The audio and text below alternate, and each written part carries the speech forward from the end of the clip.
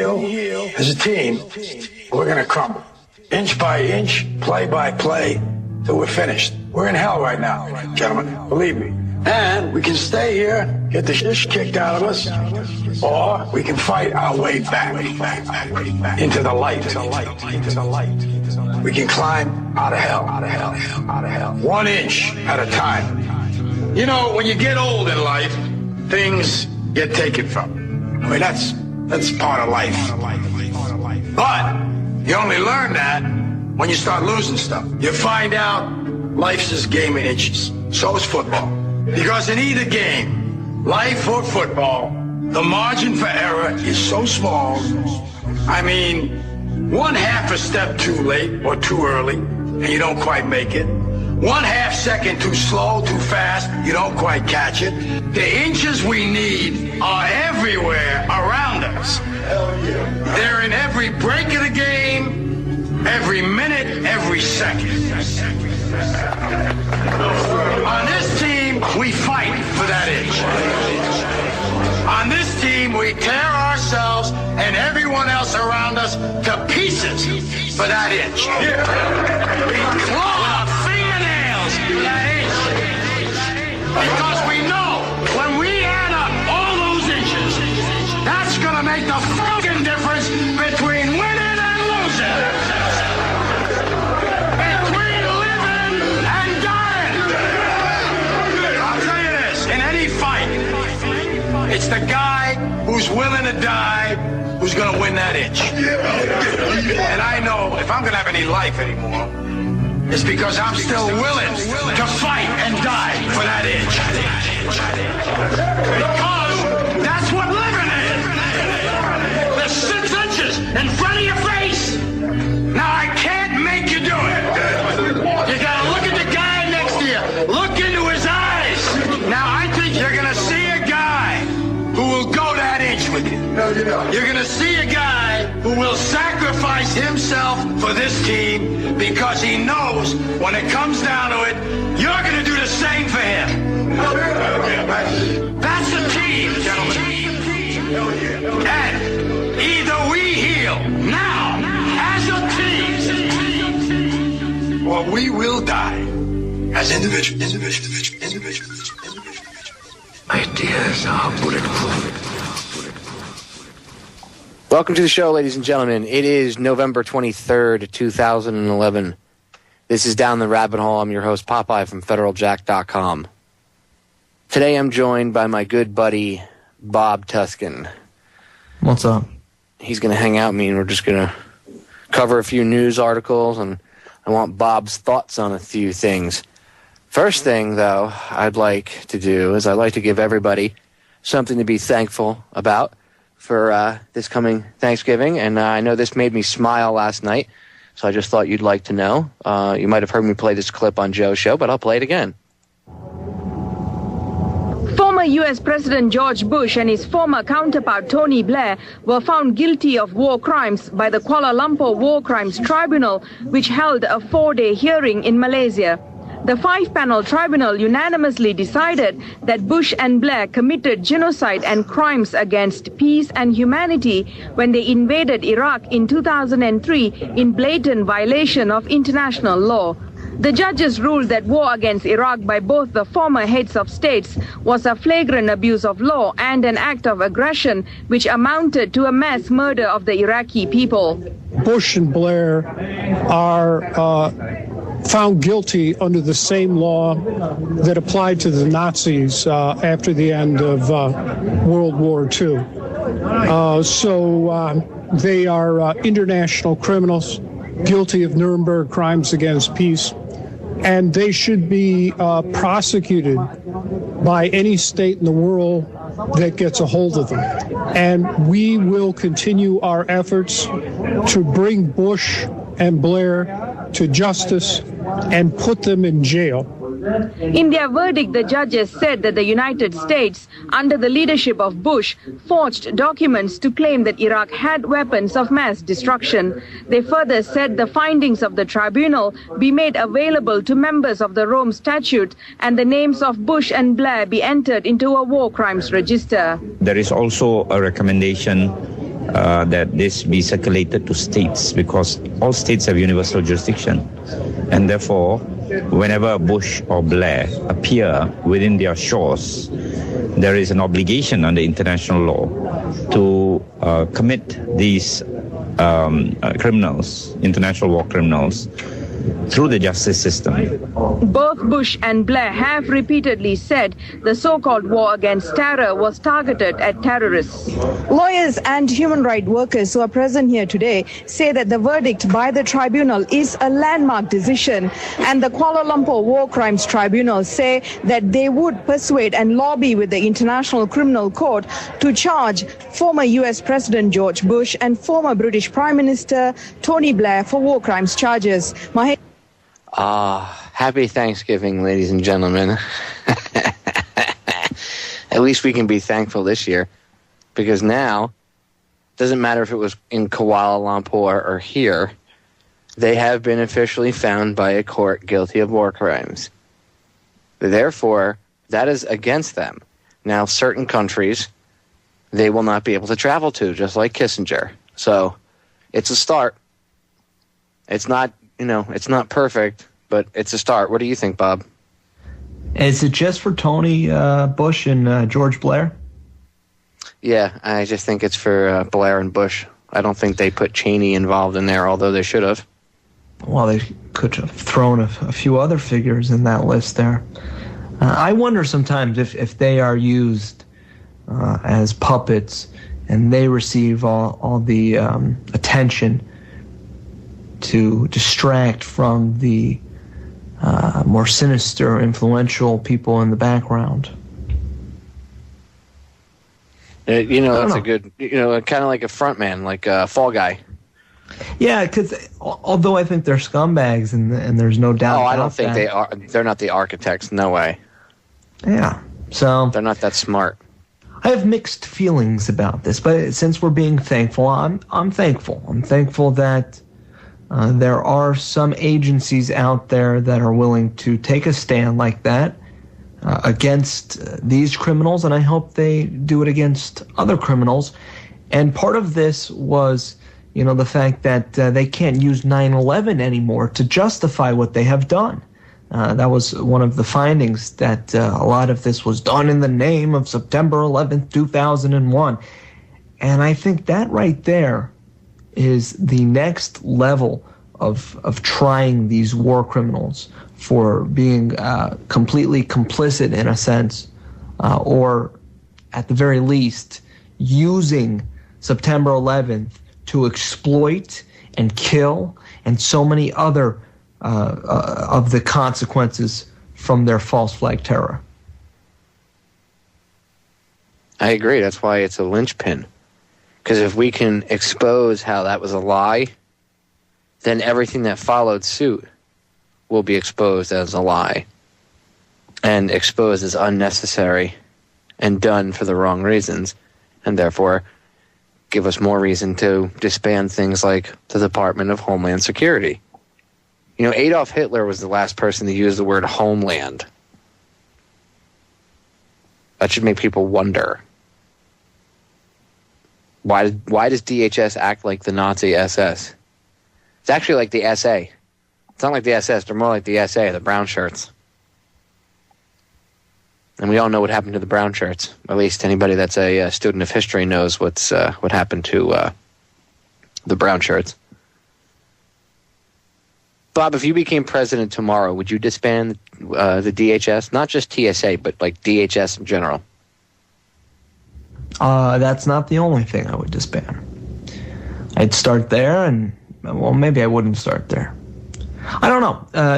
The role of the president is something that, again, I think takes too much of the spotlight. If I was to become sheriff, which is something a little bit more closer to home here, Popeye, I tell you, I'd kick out the Department of Homeland Security for my community. I'd kick out the IRS for my community. I'd kick out all these nanny state federal bureaucracies from my community. And I think that's a more feasible place to start. So the answer to your question is yes. It's like asking me if I'd get rid of the Gestapo. It's no different. And the NSA is something that I'd get rid of, because the NSA is the agency that nobody likes to talk about. One of the 3-letter acronyms that hardly gets mentioned. NSA, folks, remember that. They are in tune to everything. I agree. The NSA's got its little dirty fingers everywhere. They're the ones that collect everything. I suggest you guys look up Echelon. Little thing that's been going on between the UK and the US for 20 years. Very, very interesting. Monitoring all phone calls, email. Real nice. All right, ladies and gentlemen, we're going to break. We'll be back in a few minutes. Stay tuned. Bob Tuskin and more when we come back. Ladies and gentlemen, we are back. I'm going to try to bring my guest up here. I have a special guest this evening. I'm going to try to bring her up. We've been having some technical difficulties getting her on, so I'm going to try to bring her up right now. Her name is Carolyn Goyda.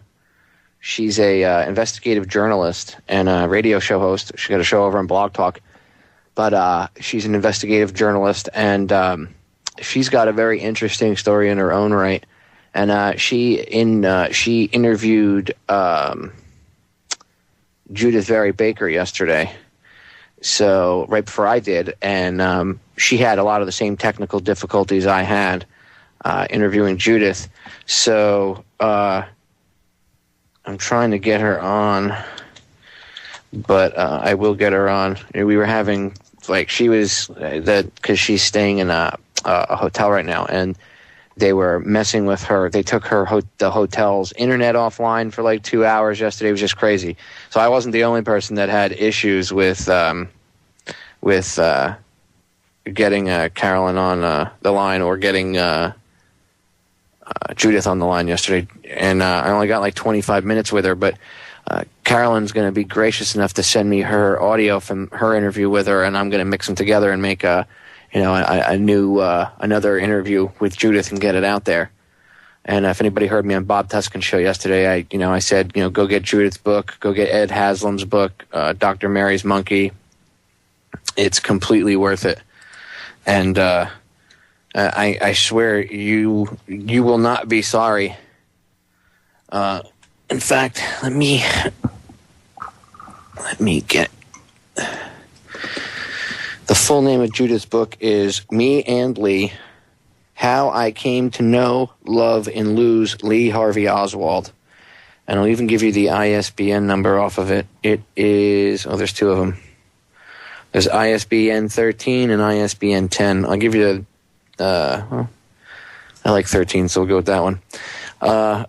ISBN 13 is 978-097-9988-677.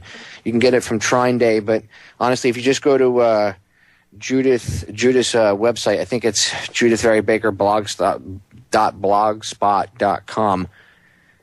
You can get it. Just go to meandlee.com, and there's a link to Judith's personal blog, and then you can get the book from there. I suggest you buy it.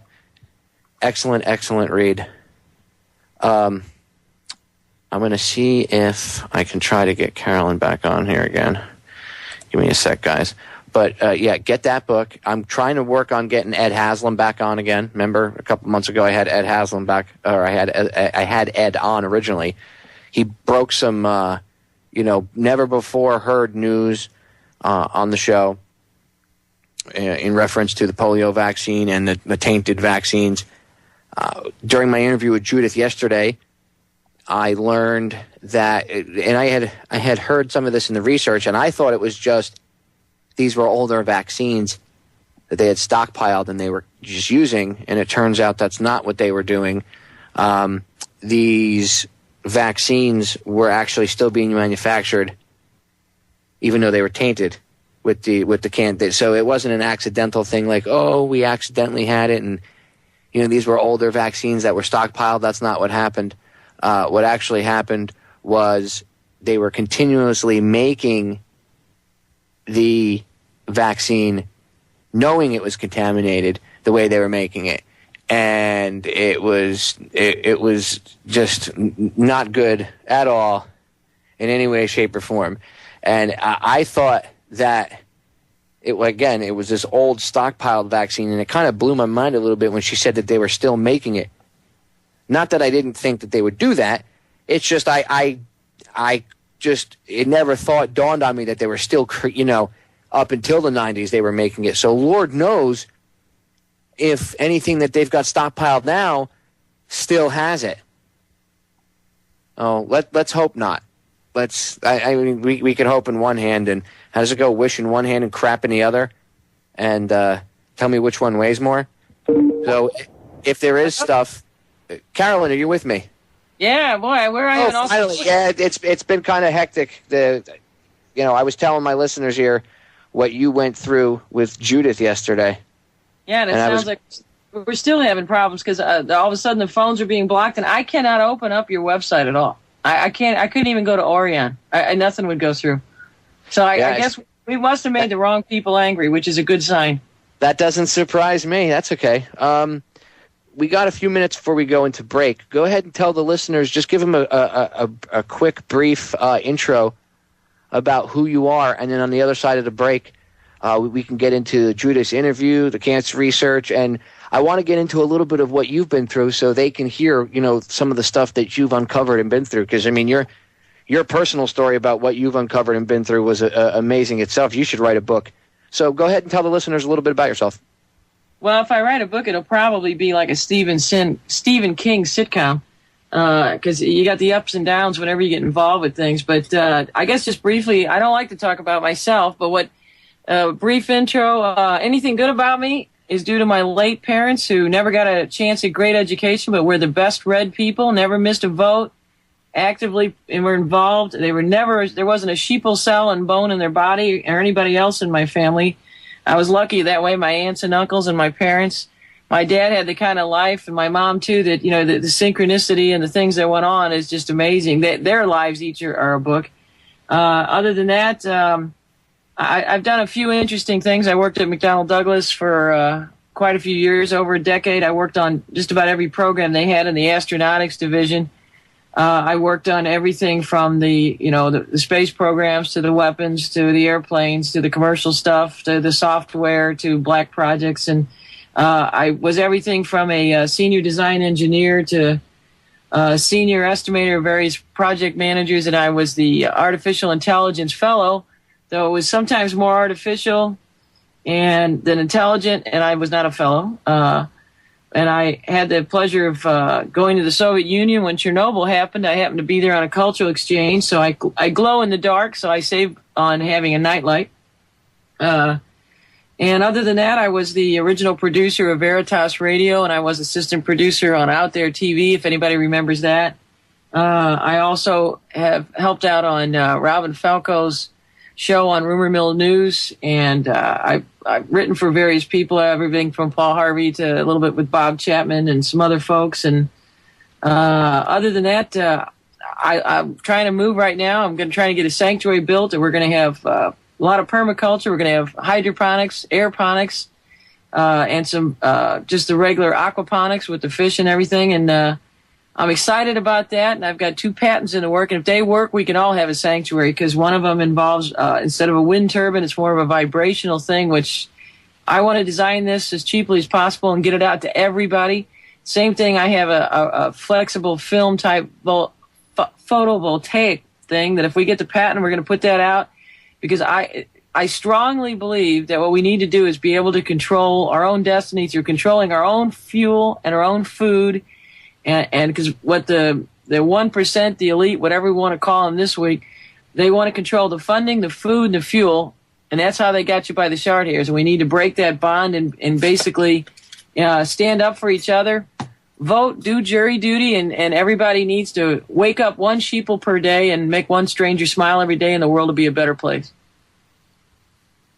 I agree. We only got a second or two here before the break comes up. In fact, there's the music. So on the other side, we'll get into your investigative journalism, the research that you've done, and some of the scary stuff that you've uncovered. And because of that, you've been targeted and stuff. And I believe the more light we shed on your your little plight, the safer you are. So we'll go for it. We'll be right back. Ladies and gentlemen, stay tuned. We're back in a few minutes.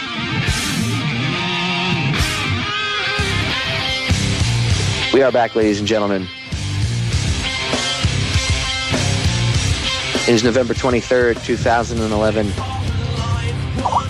This is the, I guess you could say, pre-Thanksgiving show, or episode, rather, of Down the Rabbit Hole, the day before Thanksgiving of 2011.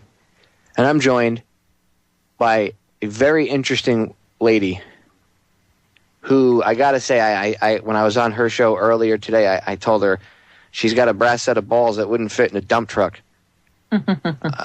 Carolyn, go ahead and tell the listeners a little bit, or actually as much as you want. You got the floor. We got about 10 minutes for the next break, so the floor is yours. Go ahead and tell the listeners about the stuff that you uncovered in your local area, and then, you know, all the price you pretty much paid for what, you know, for standing up and doing the right thing. Sure, I appreciate that. Well, you know what? It's been an interesting odyssey. It's definitely been full of roller coaster ups and downs because some of it started, this goes back over 5 years. I actually, after working at McDonnell Douglas, I took some time to take care of my dad at home because I didn't feel, I think people, if you can, you don't want to put them in these dog kennel nursing homes. So we took care of Dad at home, and that's one of the things I'm most proud of because he was bedridden for 5 years, bladder and bowel incontinent, no Foley, and didn't get a single bed sore. So when you put your mind to it, there's no reason why people that are disabled have to be sick or hurt. There are ways to deal with it. So anybody ever needs help with that, look me up on Facebook and I'll help you.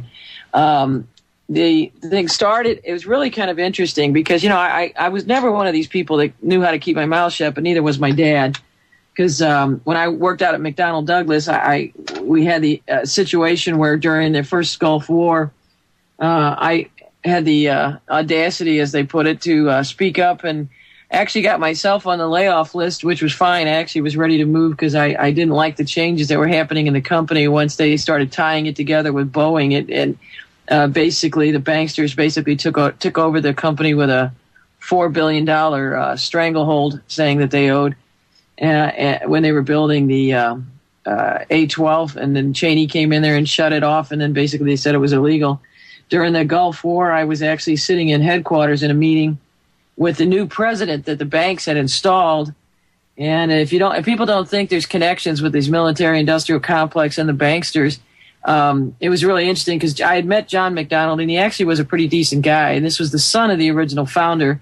I met the founder only once, and he had actually come around to being a pretty interesting person himself. He actually was putting money in brain research, and I have a feeling it was remote viewing because they had a little bit of that going on when I was there.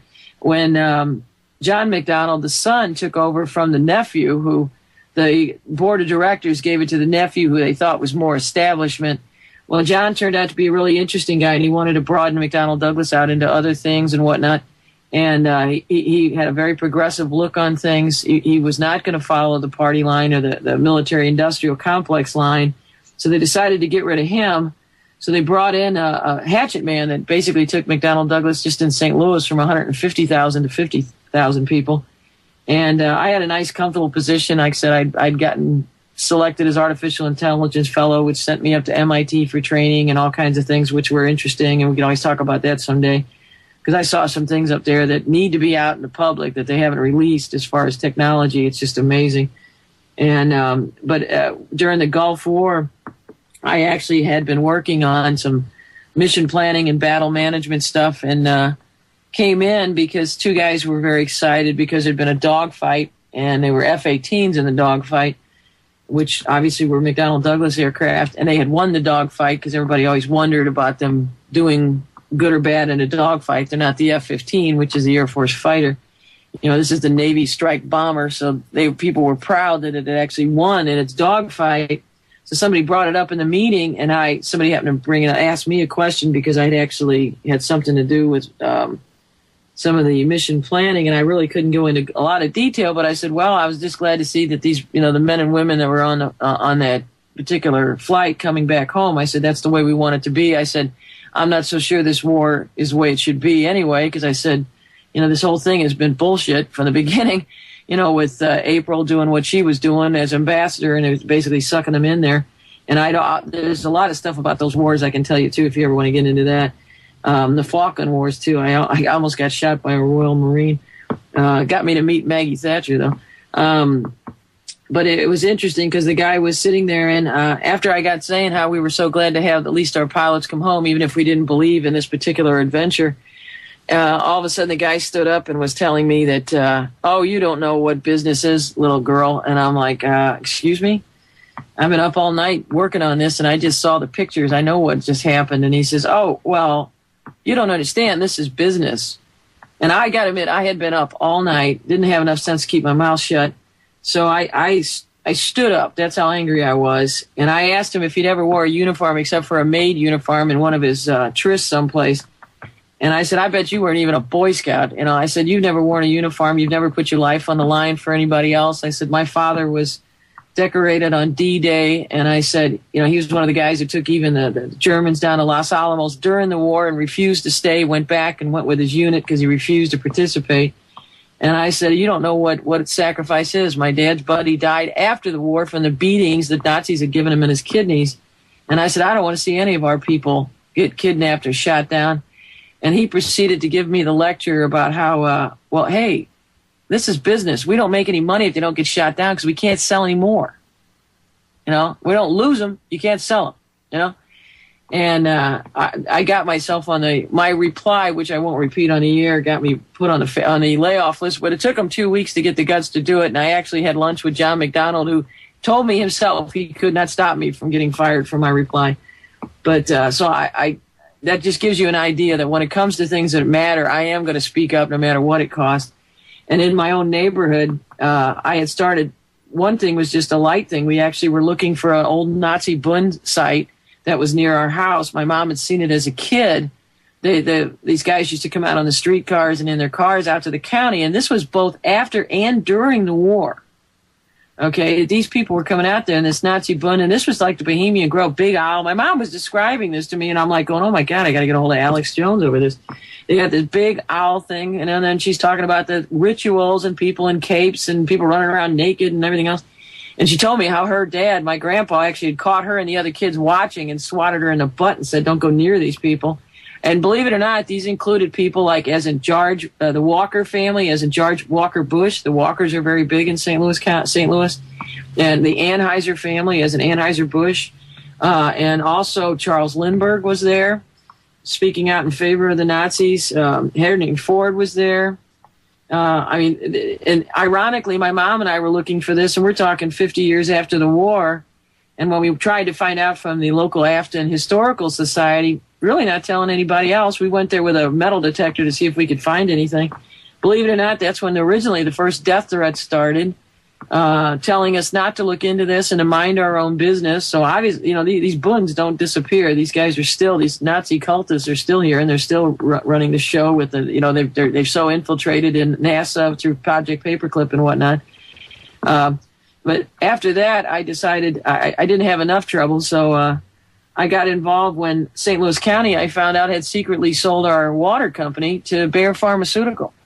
And they what they've been doing, and Bayer and Siemens and a couple other ones, and they're basically just the same companies, and they're swapping these facilities back and forth, and they're hiding them in 2 or 3 layers of subsidiaries.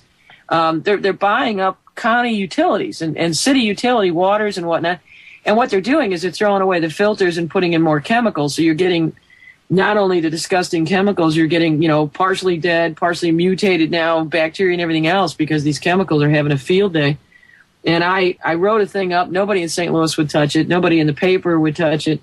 Somebody whose big radio show comes out of there wouldn't touch it either. And who touched it was Paul Harvey. He put it on the air, and he was disgusted to see what was happening. He says, "Wait, you know." And my what I wrote for him was that, you know, why are we having somebody that doesn't even live in the same state control the water? I want somebody locally whose family's going to be drinking the water, making the decisions about the quality of the water. And we shouldn't have to think we need to go buy water out of a plastic bottle when we should have the right to have fresh water. If that's what the tax money built, you should be able to trust your tap water. We shouldn't have to worry about whether it's got fluoride or other chemicals. And boy, I tell you, the statistics that came out, there's so much estrogen in the water. It's no wonder that Viagra is selling like crazy. I'm not surprised every guy doesn't need it. And between the estrogen and the birth control pills and the menopause treatments and what's in the chicken and the cows and the pigs, and basically just gets whizzed out. And then you add the chemicals that people are taking, the Oxycontin and the metals and stuff that are in there. It's just amazing. Yeah, it screws with the health, and they're turning men into little girls. It's disgusting. I'm going to cut you off right there, Carolyn, because the break's coming up. Ladies and gentlemen, stay tuned. You don't want to miss any of this interview. I'm telling you, Carolyn is one of the most interesting people I've ever met, so stay tuned. More with her in just a few minutes. We'll be right back. Ladies and gentlemen, we are back. And I see Carolyn is now in the chat room, so she can chat with everybody. Carolyn, you were getting into the nitty gritty of what you were, stumbled upon there in Missouri. Yeah, and from my conversations with you, you ran into not just some good old boy boss hog type network, but you ran into the hardcore Satanists that didn't want you talking about what you had uncovered. So go right ahead. You got about another 10 minutes before we go to a top of the hour break, so the floor is yours, my dear. All righty. Just to wrap up the last thing about the before you do that, make sure you turn off that Skype popping noise. It's going to kill me. All right, how do I? You'll have to tell me. It's in the chat. It's in Popeye's chat. Popeye, why do you have to have your chat make that noise, huh? My chat does the same thing, by the way. I'm just. Oh, okay. There's a little button there. You should be able to find it. Let's see. Mine's no longer on. It's a volume. If you look in the chat there on the bottom, Carolyn, you'll see a little envelope. You'll see a little envelope in the bottom left corner. Next to it is a little speaker. If you click on that, the sound will go away. You don't have to hear that click, click, click in the background anymore. Okay, is that okay now? I think that must perfect. Okay. Well, are we still on the air now, right? Okay. Yeah, go right ahead. Pick up where you want to finish off where you dropped off at the break. Yeah, I want to tell everybody that's listening to.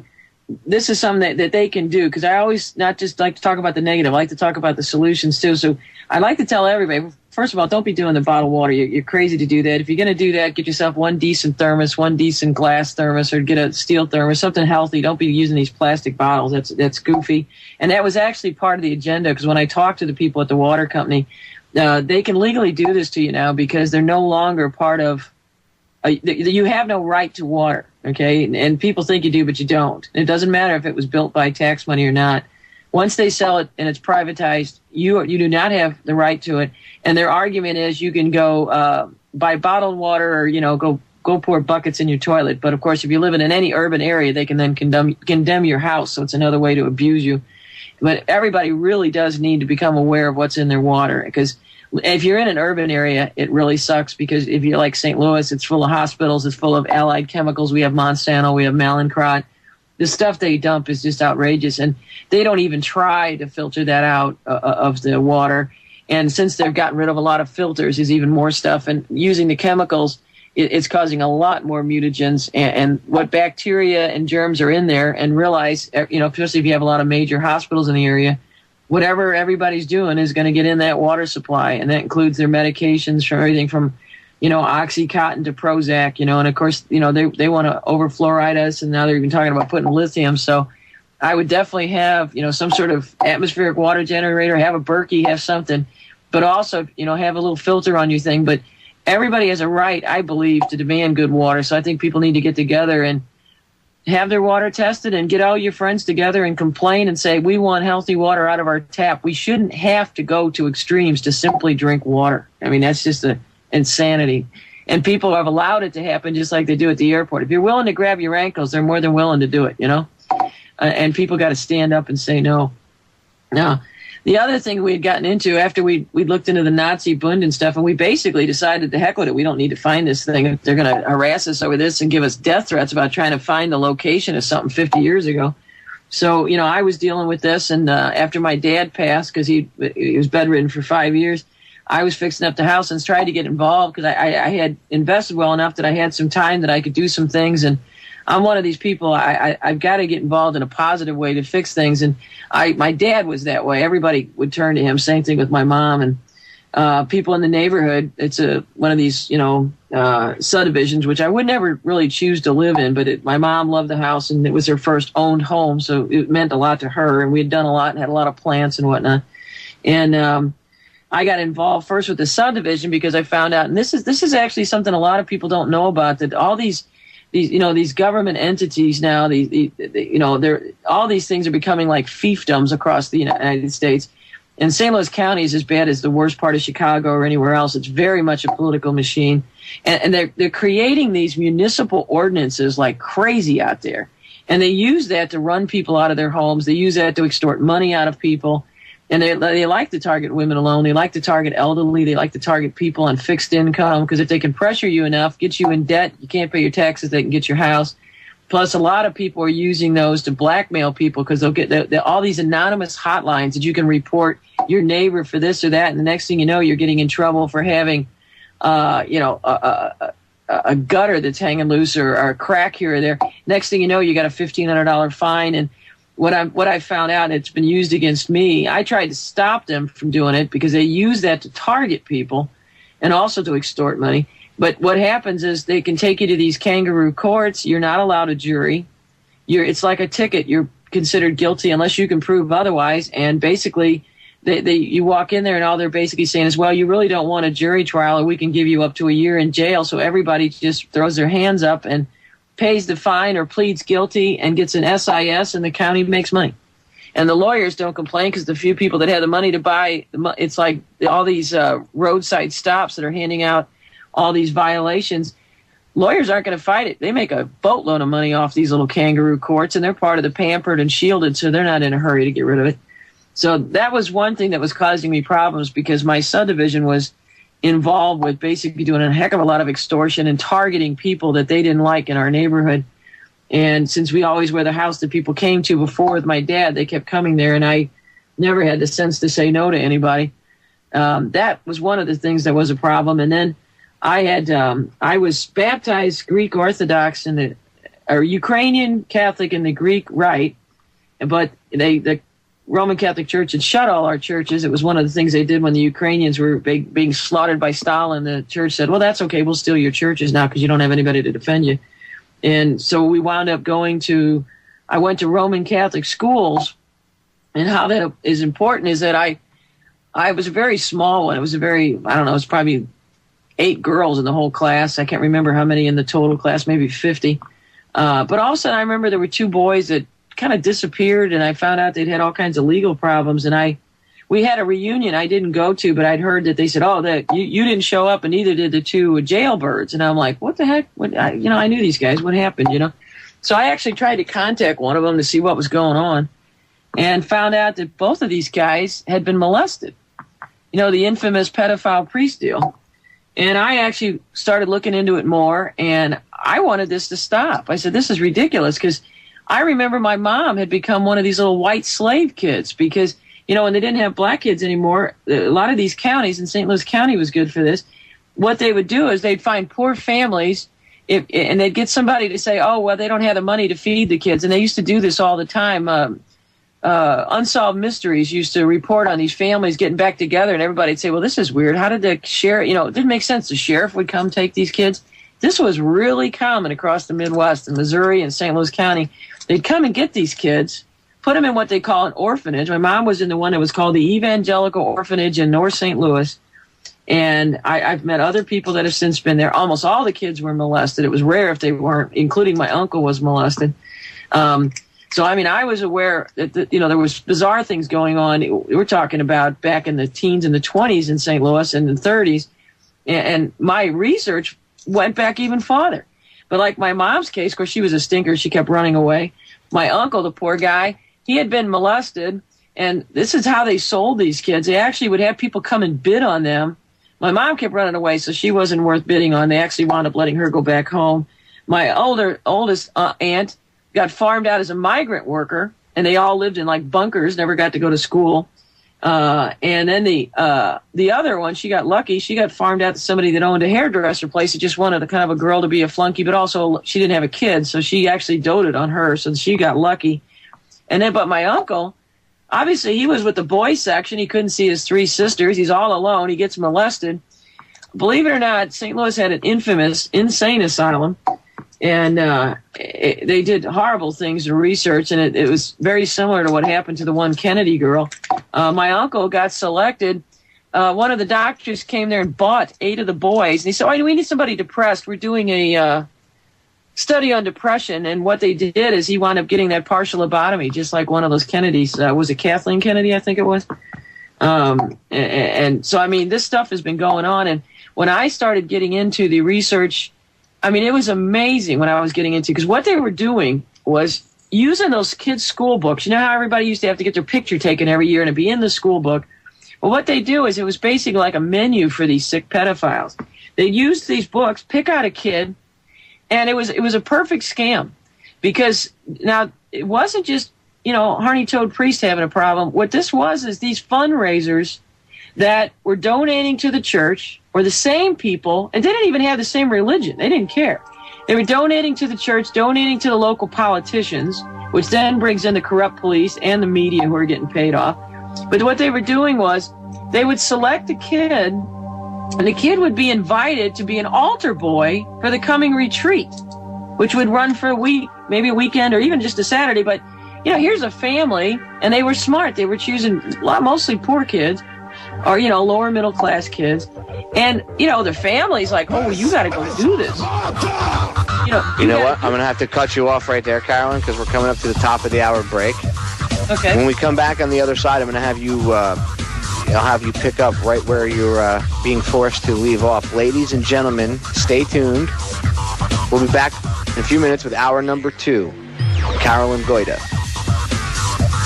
And my good friend Bob Tuskin, who's hanging out ever so patiently and quietly in the background and playing Mr. Producer. Ladies and gentlemen, we are back for hour number 2 of Down the Rabbit Hole.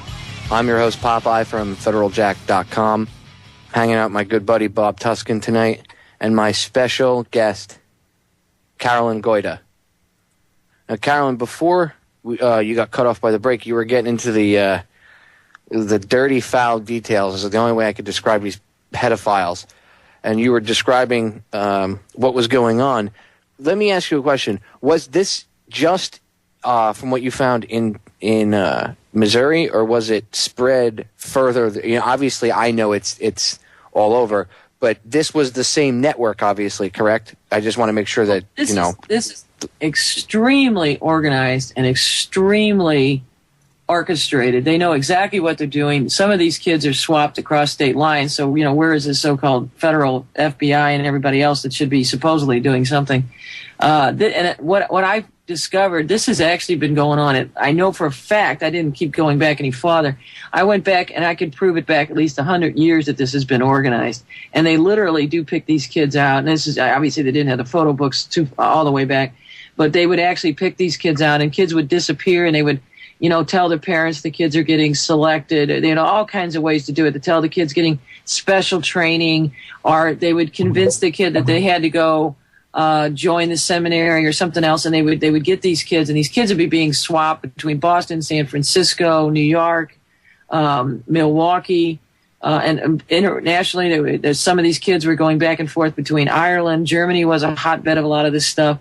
I mean, there's no other way to put it than satanic. I mean, it is just disgusting, because you just have to be, because a lot of these kids, I mean, the kids actually, they not only committed suicide over the stress and the horror of what was going on, but also, they were actually sacrificing some of these kids. There was no doubt about it, because what I found out, there was every 20, 30 years, it seemed like there was a scandal where they slipped up a little bit. Because like the one before my mom's, there was another orphanage, and it became notorious and it became so notorious because they were getting sloppy. It was in the teens and the 20s, with the roaring 20s. These guys were, having this heyday with all the money before the crash that was orchestrated. They were bringing these kids, and they were so open that these guys just came straight to the orphanage and was attacking these kids there. And that got out because, kids started to run away and everything else, and people saw these big cars pulling up. There were a few cars there were back then. There was mostly street cars. So if you had a car, it was a big deal. And it was just amazing because when the woman, they were going to bring her up on charges. You can go back and see it in the old St. Louis Post-Dispatch and the now defunct St. Louis Globe-Democrat. The articles about this, and it was like a sensational trial was about to happen, and when she supposedly suicided herself, you know how that happens. Like remember the madam that Alex had on for a while that Deborah Jean Palfrey. After she gets done telling she'll never commit suicide, they find her. Oh well, of course we assume it's suicide. Like a woman is going to hang herself in a garage, right? But yeah, this stuff has been, and it's very organized, and they were able to use, and it's not just the Catholic Church either; it's other churches too. Because I mean, a lot these fundraisers don't believe in any church, and that's why some of these things people say, oh, it's the Jews who do this, it's the Jesuits who do this, it's the it's the Christians, it's the Catholics, it's the everybody wants to point at everything, but that's just part of the distraction, diversion, and divide everybody up. Because if they can get the herd to cull itself into manageable sized ghettos of fear and bigotry and stupidity, it makes their job a hell of a lot easier. And so I found out it was across the board. It didn't matter. Some of these guys were going to these religious treats that were Catholic, but they were WASPs, or they were. They could have been Jewish or whatever, or basically, let's be honest, most of them don't believe in anything except.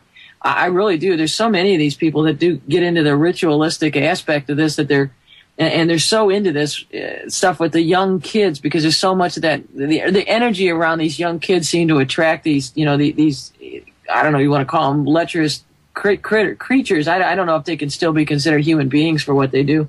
I don't know if David Icke is right that any of these people are reptilian, but they sure have hell been interbreeding so much that most of them are imbeciles anyway.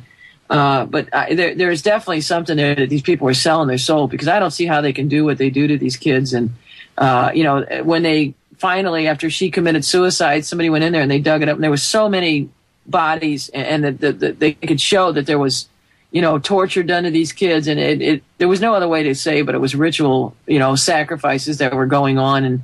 But it swept under the table. She committed suicide. Nothing to see here. Move along. Everything's gone now. And they would just go set up a new house somewhere, or, like I said, build another school for boys, And for some reason, they really seemed to like to pick on the boys. It seemed like, like my mom had got molested, but it was more like the orderly types who were just taking advantage of the kids that were coming in. And I know that the girls also do too. And St. Louis, even today, is just unbelievable. And the good cops know it, but they can't do anything about it because it's so corrupt on top. Because it involves the top levels. They got their own goon squad. That's who I've had to deal with. And we'll get into that, because I tell you, these guys, they don't care anything about civil rights. They don't care anything about the Bill of Rights or property rights or anything. But, what they do, and, people heard about it a couple years ago. Remember that one boy who was about 14 or 12? He actually couldn't stand watching the other little 5-year-old getting picked up off of a little rural county road in southern Illinois, which is about 10 minutes from St. Louis. And he actually couldn't take it anymore. So he'd been literally taken when he was 4 or 5, kept by this guy, abused by him and his buddies, part of this, trading of kids. And these kids don't get education most of the time. They're just basically kept like little slaves during the day if they're not locked up in cages. And the ironic thing is, this guy, it was on the national news. He actually was running a pizza parlor, and his biggest guests were the local police. And people were even reporting, going, hey, this guy's never been married and he doesn't have any kids. Doesn't anybody want to look into the fact that why is there this kid that's staying there and he's saying it's his kid, and then he says it's his brother's kid, but little other kids would show up and then disappear? So, neighbors, some people started seeing things, but, the police would say, oh, no, he's our buddy. He's good. He's fine. Don't worry about it. Move along. Time to go on. And it's unbelievable. And we have Pope Ratzi now, who's so tied in Germany and Ireland. I mean, the defender of the faith. I mean, my God, you sit there and you think, I can't believe this guy was actually a goose-stepping, not just Nazi, but SS Nazi. And he was a brown shirt as a kid. This guy was indoctrinated and a total cultist.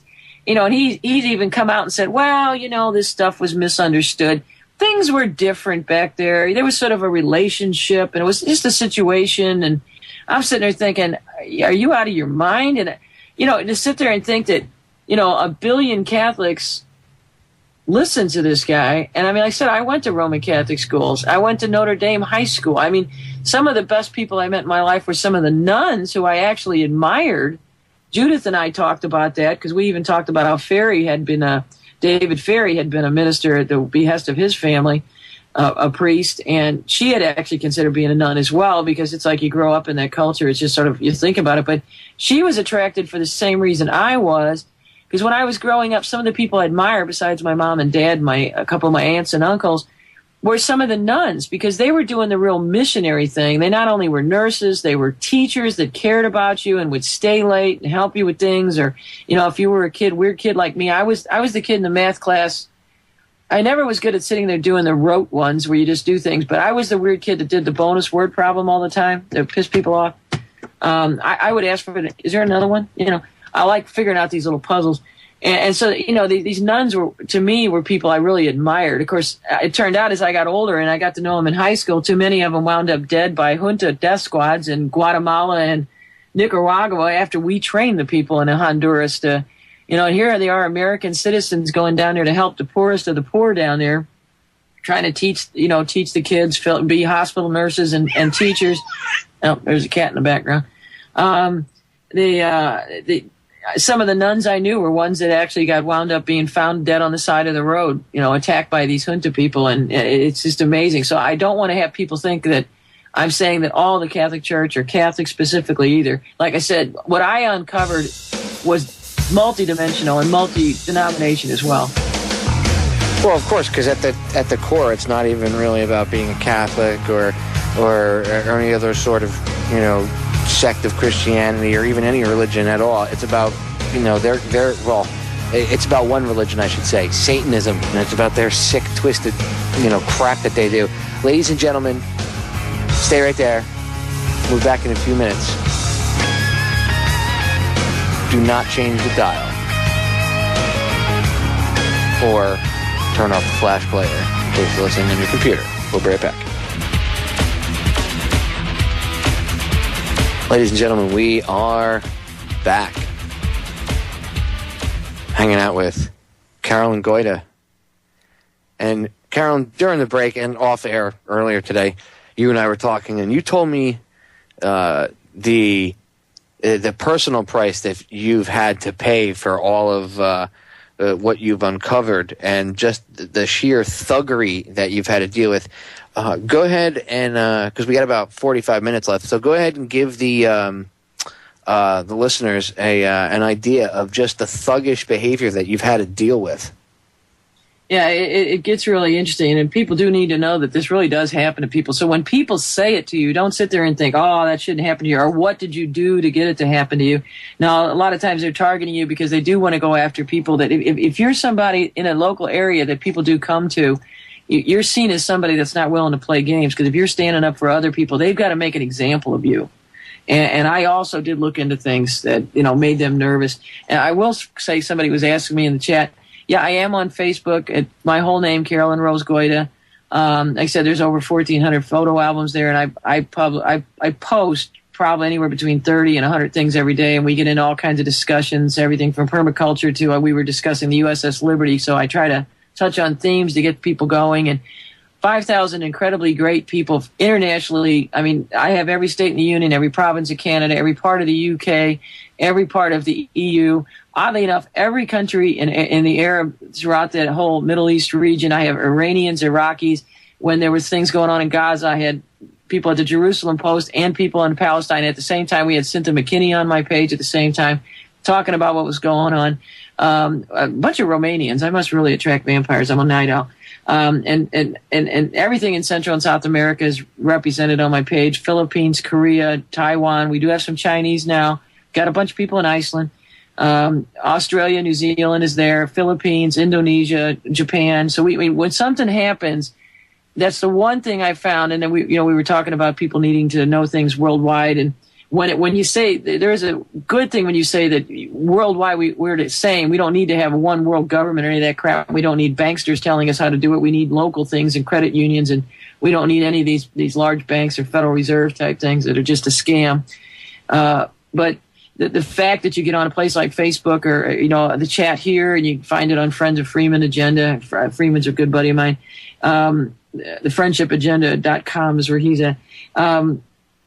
What you find out is, everybody loves their dogs, their cats, their roses, their garden, and people will share recipes. And, we have people on there that we listen to everything from the Doors one night, and then somebody will put, some concert music. And I've got some real life country guys that are writing real new stuff. I've got a concert pianist that will actually upload real pieces. Sonic, one of the guys on the Friendship, he likes to do the mixing of the things, the sort of, science fiction type music and stuff. So, the world, the people themselves we can get united at the lowest level of just being friends and sharing and that kind of stuff. We just don't need the global elite telling us what to do and, controlling the fund and the fuel and the food. But now back to me. What happened to me, like I said, once I started getting targeted in the area, because after my dad died, I tried to get involved in fighting the municipal ordinance extortion and abuse thing. That attracted me again. And, of course, I was already on the dirt list for looking into the pedophile priest thing, and I had turned the files over to a lawyer who profited very substantially, and that's one of the reasons why you started seeing all these $1 million cases. I was one of the reasons. But trust me, the lawyers kept 99.9% of it, and I got nothing. And the kids that got molested got very little as well. Some of them did all right, but not very few. The lawyers got the lion's share, and that's why they were starting selling things, and it came out. But they want to brush it under the carpet that it's just the priest, and it's not. Because then everybody will say, well, it's just because they're celibate. They couldn't control themselves. But I had gotten involved with that. I'd also gotten involved with how they were shutting down the Polish church in St. Louis because they wanted to steal the endowment to help pay off these other things, too. I'll tell you just a little quick, interesting story before I get to the abuse part, is that I went to the Soviet Union on a cultural exchange when Gorbachev was still there. And it was interesting, too, because at the time I was actually working on several projects for McDonnell Douglas, and one of them included Tomahawk, and that is, it is nuclear tipped at times. So here I am, I'm going on this, and they're coming up with a cover story and everything else. And before you go, you find out they know who you are. So all that stuff is bullshit. But I wanted to go over there. I wanted to see what things were for myself. And there were 40 women that went. So, that drove everybody insane anyway. Because they said that of all the groups they've ever had, they could never control women because they try to herd us someplace, and you get 40 women, you get off a bus, they had 40 directions. And none of us listened to what we were told about not taking pictures and everything else. And I got some extraordinary pictures out when I got home. I've got those, and ultimately I'm going to post them up on Facebook. I just haven't gotten them up there yet. But one of the things that I did was we went to Soviet Georgia, so I was through Tbilisi and all these areas that you're hearing about now. It's just amazing to hear this and what's happened to them. But one of the things we attended, because I went with some refuseniks and whatnot too to church, because this one Jewish lady, I didn't want her to have her go by herself. She was scared to death. I thought she was going to get herself killed. Well, a couple other ones wanted to go to some churches. So we went to a Georgian Orthodox church, and they had ripped out all the pews, and they wouldn't have any power. They couldn't have any electric. So these people got together on Sunday, still in their what's left of their beautiful church, and they had candlelight, which was actually kind of pretty. And these people, but what was remarkable was when you were leaving, this was still when it was the Soviet Union, they were taking pictures of everybody so that they could keep track of who was attending church, because remember, under the communists, you couldn't be in the Communist Party if you went to a church, you attended church. So if they found you there, you were thrown out of the party. And here you come back to the United States, you flash over here, and here I am in St. Louis. I went to the Polish church, which the Catholic Church said, okay, you're not going to give us your endowment. We're going to say you're no longer a church. And they screwed up all these people's weddings that had been planned for a year. And that was just making me mad, because I know they had done that to the Ukrainian Catholic Church, but I thought, God, these greedy bastards. And then what really, really ticked me off is they wouldn't even let the old people be buried from this church. Some of them had never been anywhere else. The only church they'd been in as a kid. And some of these people really believe this. And you got to respect it. That's what they believe. They have a right to believe it. And I thought, you arrogant bastards, you won't let these people be buried, even have a funeral mass from their own church. So when they had a midnight mass, they called for everybody to come down there. And a Polish priest volunteered, and he got excommunicated for it. He volunteered to give the midnight mass. And I told my mom, I said, will you stay here? I don't know what's going to happen. I'm going to go. And I went down there, and I'll be damned if I'm not walking out of that church. And I even knew some of the seminarians. And these guys were sitting there with police protection, taking pictures of all the Catholics who dared cross the line. And I thought, you know what? We're not all that different, are we? You know, they're going to sit there and photograph and target people for daring to question. And it was no different than what I saw in the Soviet Union. And the police were protecting not the citizens, not telling the priest to go away. They were protecting the priest and the paid photographers who were recording who dared show up for a midnight mass. And I that just totally destroyed my faith in any of these box churches. But as far as back to me, what really accelerated is after my mom died, and she actually died of malpractice in St. Louis University, and it was really horrible, believe it or not. It was actually unscheduled. There's no easy way to say this.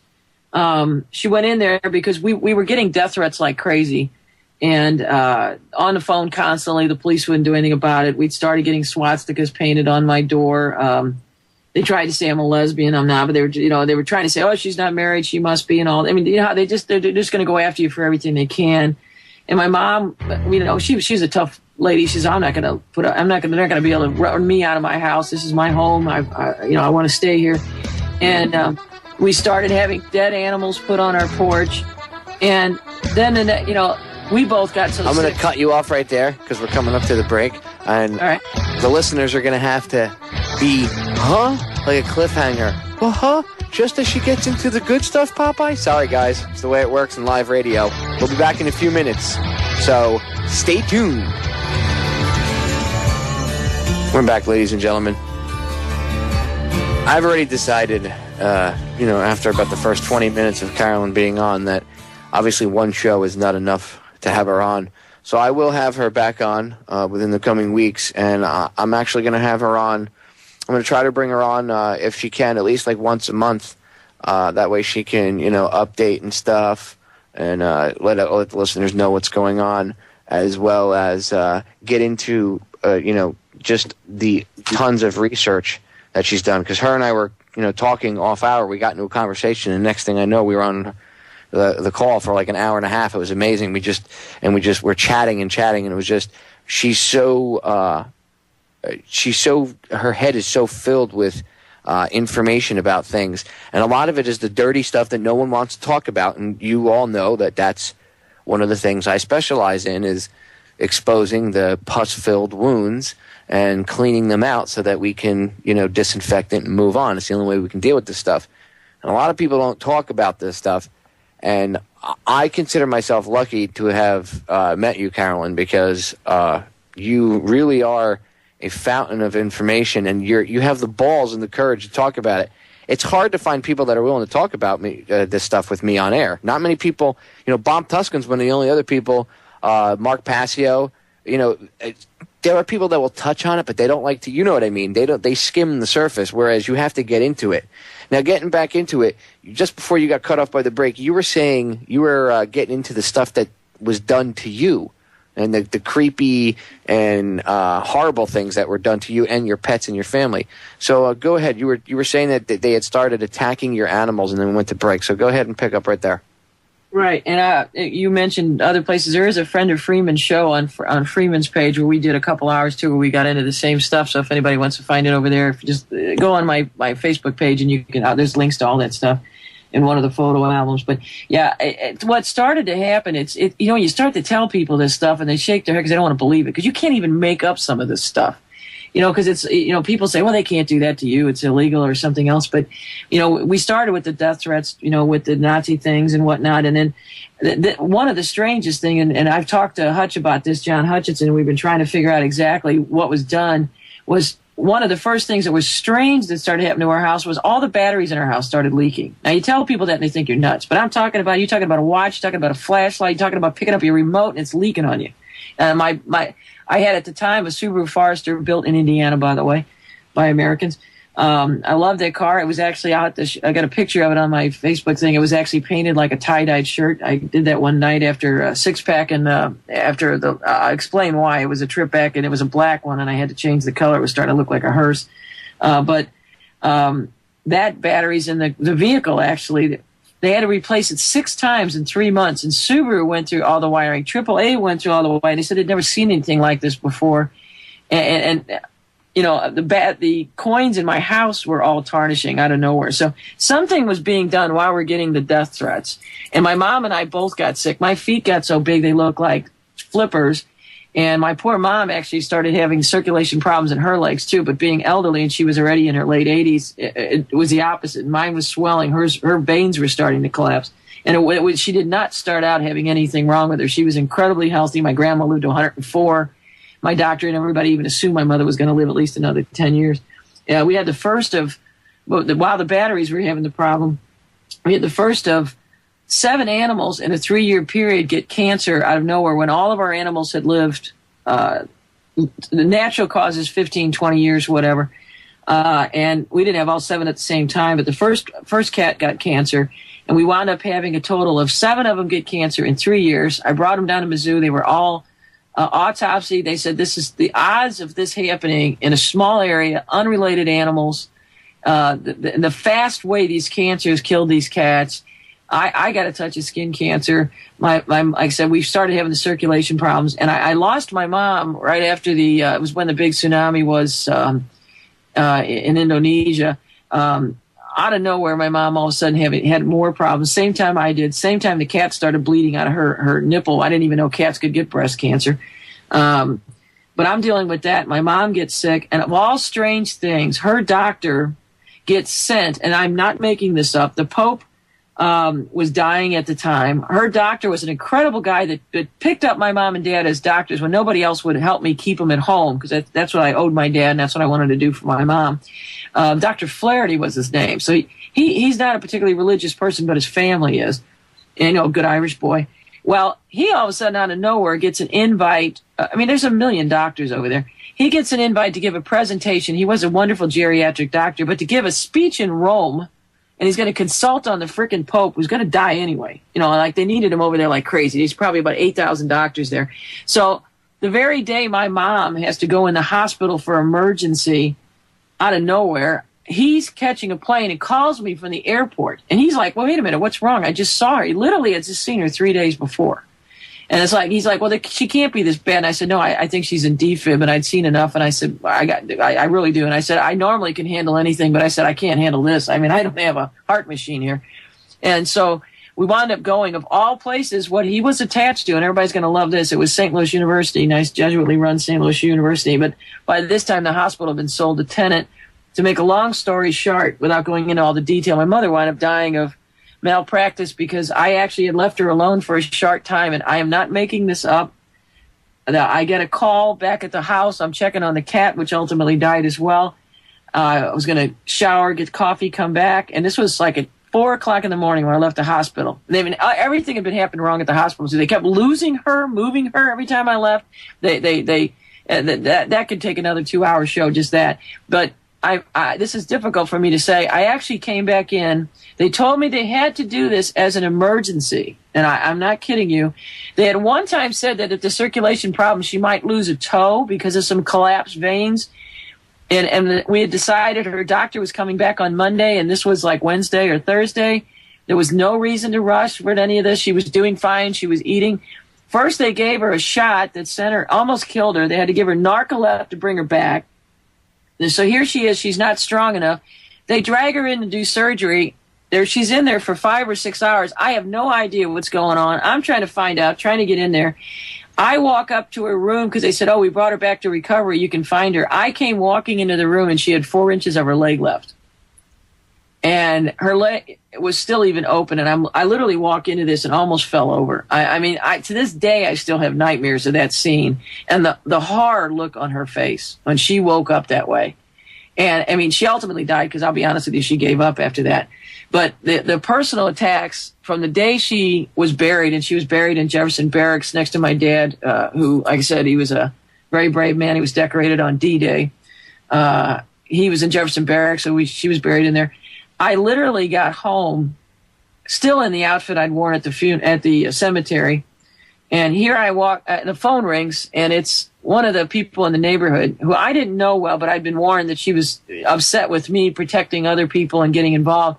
And I get a phone call saying, "Oh, Carolyn, I saw your mother's death notice in the paper." And I said, "Oh, well, yeah, thanks for calling. I just got back." She was, "Oh, yeah, I saw you pull up. I just want to let you know that we've talked about you, and now that she's dead, we're glad she's dead, and you either got to move or we're going to make sure you're next." And I'm not making this up. The woman, I never even met the woman. I like, what the hell did I do? Cut you off on the highway? You having a bad day going through menopause? What the hell is your problem, lady? You know, and she just said, she goes, "No, we don't want you in our neighborhood. We don't want activists. We don't want troublemakers here. You don't fit in." And I'm like, wait a minute. I've lived here my whole life. You've moved here, 18 months ago? And you Or was she a yuppie? Well, what she was, it turns out, she was kind of a tramp anyway. Her name is Janice Liberty, of all things. And I'll say her name. I've got no problem. And believe it or not, though, she works for Armstrong Teasdale, which was the largest law firm and the official law firm of St. Louis County. And the reason I don't really care about anybody's choices as to their personal life. She was single, but she was with nothing but married men. It was basically the lawyers in the law firm. And it got to be a joke in the neighborhood because instead of parking in her driveway, we always knew there was something fishy because they knew to not park in her driveway. If they were going to spend the night, they were down the block or a couple of houses down. You know how you don't want to have She was a slut. Yeah, basically. Mm-hmm. Yeah, and proud of it, too, because she'd brag about her connections. And I actually, after getting several death threats from her over the next couple of days, I had the phone checked for a friend and found out where it was coming from. And it was this law firm. She was calling from the law firm. And I actually called the law firm up. And at the time, I was still pretty much in shock, to be honest. Because I didn't expect my mom to die, okay, the way it was. And certainly not the way she did. And I was feeling a great deal of guilt over not being able to protect her. And so the law firm looked it up and they were able to prove it. Because I said, "Hey, is she representing you or are you representing her? Because she's giving me death threats and I want this dealt with." And I should have been really... That's the music. Yeah, that's the last break coming up. Okay. I'm gonna cut you off again, but it's just, see, ladies and gentlemen, this is why I brought Carolyn on, because it's when you research her story too, it's true. It's not like she's making any of this up. It's even worse. You know, I wish she was lying, but she's not. So it's that screwed up. We'll be right back, ladies and gentlemen. We are back for the final segment, and as always, whenever I have a awesome guest on with an incredible story or incredible information, time just goes by like that. So I promise I will have Carolyn back on. Carolyn, real quick, tell the listeners again where they can see you on Facebook or where they can hear you when you go on the air and stuff.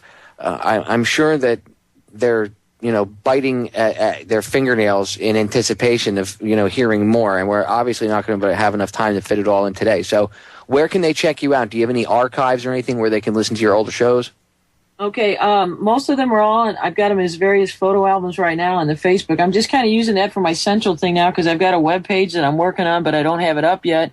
Tomorrow we're going to be on the Type 1 radio agenda on Blog Talk. There's going to be, if you go to the Facebook page, you'll find I always make a photo album for the shows, and we're doing a little bit more about Judith and also the Bush connection to the JFK assassination. And a lot of people still don't know that, so we're still trying to get some information out to a lot of people on that. And that right now, and Freeman, of course, shows on Saturday, and Freighter X has a show on Saturday as well. Sometimes I'm on there. But I will be having my own show probably starting in January. But my biggest thing now is trying to sell my house because we'll get into that. That's part of the abuse that they won't let me even sell my house. I can't live in it. I can't rent it. I can't sell it. So they basically have made me cash broke living in hotels and whatnot. But if you go to Facebook, you can find it there. And tomorrow we will be on at 1:00 in the afternoon because, we have a lot of international people. So they'll be available. And it is an international group. It's called the Type 1 Radio Lounge. And on Saturdays, we're on all the time, and it's very relaxed. So it's just like a chat room. We talk about everything and share information. And, if we're going to have a topic, we post that as well. And Sonic, and there's a whole bunch of other great guys on there. And Eddie Dudek is a friend that's helping, and Jay Larson does a lot of work, and Fichek and Steve Gaddafi, all these guys. It's a really good group of people. So everybody's welcome, and everybody's allowed to talk. We had Judy Wood on, and anybody could call in and talk to her direct. So, I mean, it was like, we get people up there, and we let you talk to them right to their face. So it's like, you want to call them something, you want to deal with it, it's right there. Because if you're going to come on the show, you got to be willing to talk to anybody. We're not going to have you come on and be obscene. That's pretty cool that you let the listeners, you can patch them in and they can talk to the guests. That's pretty cool. I'm surprised Judy didn't have a heart attack. Well, yeah, I've got. We can talk about that in another show too. I'm sure we can. Well, we only have a few minutes left, so do you have any questions you want to ask Carolyn at all, Bob? No, I don't. I'd just like to thank her for all that she's doing and tell her to keep up the good work. Well, you know what? People, if you want to pay attention, you might be able to actually help me, because I'm in the middle now that, when I went back in 2009 to actually sell my house, I had a buyer, I had a new place to go, I even had a PhD lined up to get at Mizzou, I had a job, I had all kinds of stuff, the pond where I was going to live at Blue Heron and Swan, I had free horses from some friends ready to go. I was basically putting my tail between my legs, but I couldn't live there anymore because, to make a long story short, I'd gotten attacked in the house, I got raped for 18 hours, they strangled one of the calves in front of me, obviously no one was prosecuted. The police tried to break down my door without a warrant, without a citation, without any justification. They were there for 35 minutes. If I didn't have all the deadbolts, they would have gotten in. Nothing was done to them for doing that. All they said was, "Oh, sorry, wrong house." When I went back to move, first thing they did was they arrested me and held me in jail for 3 days. And then they said, "Oh, sorry, that was another mistake. There is nothing. We're not charging you with anything." But in the meantime, my U-Haul got totally ripped off of everything. I've had the police go through my storage units and take everything. And right now I've been living in hotels for 2 years. So I'll be honest, I'm actually cash broke right now. I'm selling my life insurance policies. I've already cashed in the IRA. And I really seriously had enough money to retire between 2005, 2009. And now, which is fine. I'll work the rest of my life. I got no problem. I could have taken full disability in my 20s when I had detached retinal surgery, and I was offered full disability. And I said, disability is for people that can't work. And I figured my brain was still working. I'd find a way to work. And then I'm glad I did, because I actually got most of my eyesight back by using it instead of, laying around doing nothing. But yeah, I'm going to actually be posting on Facebook, because about 3 weeks ago, they did another assault on my home and basically killed an awful lot of what I had as my garden and stuff, and everything from Siberian kiwi to heritage roses that were irreplaceable. And what helped stop what they were doing was I got on Facebook and asked everybody and said, "Hey, here's some names and numbers." And they got 2,000 between faxes, emails, and it got them to at least physically stop what they were doing. And in the next couple of weeks, I'm going to have to do it again, because they won't give me the permit to sell. They will not give me the permit to rent. They will not let me live there. And just so people are clear, it's the city, right? The city of St. Louis won't allow you to sell your house? It's St. Louis County. Now, there's a difference. St. Louis City is different. And Mayor Slay, I actually know him. St. Louis County is Democratic run, but it doesn't matter. It's a two-party crime syndicate that we deal with. And it's been Democrat forever, but it's just the machines. I mean, anybody in power just joins the same thing. And what these guys are doing, because they actually have a goon squad, and this is what people need to watch out for, because the goon squads tend to be these municipal ordinance cops that have all the authority, and they got guns and tasers. They can throw you away. They can do what they want, because they all believe they have the Unpatriot Act on their side, and all the cops will tell you to your face. They believe they can lie now. They think that's part of their shtick. And they think they can, you can disappear. That hey, from the top down, everybody said it's okay to render people and do stuff, and they honestly do believe they have the right. The ends justify the means, that they can do what they want to you. And you got to really watch out for these civilian police academies, because they're basically like little Nazi outfits. That they tell people, "Oh, you need to come and learn more about it. And we'll semi-deputize you." And what they're doing is they're getting these people to be willing to be little brown shirts, basically, and run around, and the anonymous hotlines are growing, and then that's what they use, because they would come to my house and say, "Well, we had an anonymous tip, we had to come here." They would go to my public storage unit and say, "We had an anonymous tip," and and it's basically throwing out all the rights that you have a right to face your accuser. And that we can get in another show. We'll have to talk about the kangaroo court they brought me to. They were going to threaten me with a year in jail, because there's actually a warrant for my arrest. I'm a really dangerous fugitive. They have issued a warrant, I'm not kidding you, for my arrest for lawn care maintenance ordinance violation. And they have threatened, what if I come back to St. Louis County, I will be arrested and jailed. And to my face, the last county the ordinance cop I talked to said that they will get me in jail, and this time I will not come out alive. And I actually was given, when I left, 2 hours to leave my home. They put an order to vacate without a hearing, without a notice. I was told I had 2 hours. They were going to come back, drag me out by my hair, kill my pets in front of me and burned my house down. And I'll be honest with you, I believed it. I really did. I took 2 hours through everything in a van at this time because the Subaru had been totaled. They made sure that was gone, and I basically had to haul butt and had nowhere where I was going. And so that can take a whole story just telling you where I've been the last 2 years, because it really is a Stephen King novel, and I think it's more of a sitcom because you got to find the humor in this stuff too. But they actually quoted a United Nations ordinance. They were citing a United Nations ordinance was the rule they were using to order me out of my house.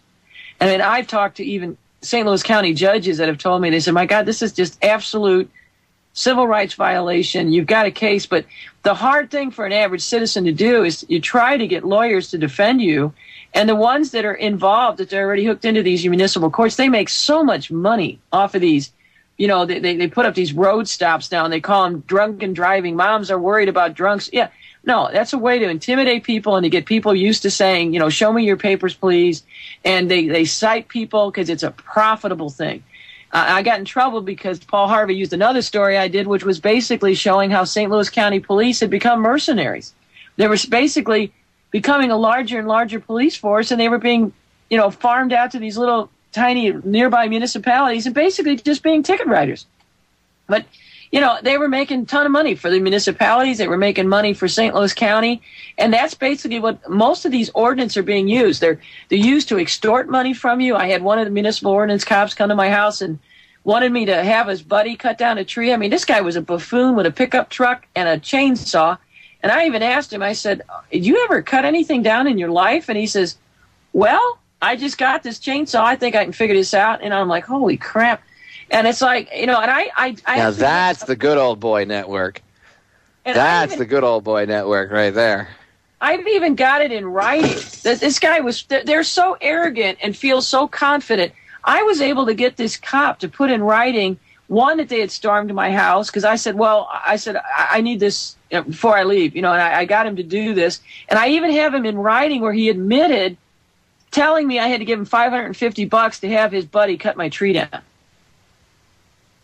I mean, I've got the evidence to put these Boss Hog Network at its finest, Carolyn. That's what it sounds like. It's the Boss Hog Network at its finest. We have about a minute and a half before the end of the show. I got to tell you, again, 2 hours is not enough time, ladies and gentlemen. Carolyn, as soon as I can, you know, schedule you off air, we'll schedule. I'm going to get you back on the show and get you some more airtime because. You know, your story in itself is incredible, let alone, you know, the stuff that you've done, Earth, and the research. And, you know, you and I could sit and talk about Kennedy, you know, by itself. And ladies and gentlemen, Carolyn's a smart lady. She knows all about the Vatican. She knows the Jesuits, the Black Pope. This is one woman I would tell you that you need, if you get a chance to listen to any of the shows that she does or anything like that, I suggest that you go check it out. They are important. I suggest you check her out on Facebook. Carolyn, thanks for coming on and hanging out. I want to give Bob Tuskin a big thanks for hanging out with me for the first couple segments and helping me out with some behind-the-scenes stuff. Ladies and gentlemen, have a happy Thanksgiving. Stay safe. And stay tuned for tomorrow because Joe, Joseph, and I have something special planned. Special Thanksgiving show. I'll see you tomorrow. Bye-bye.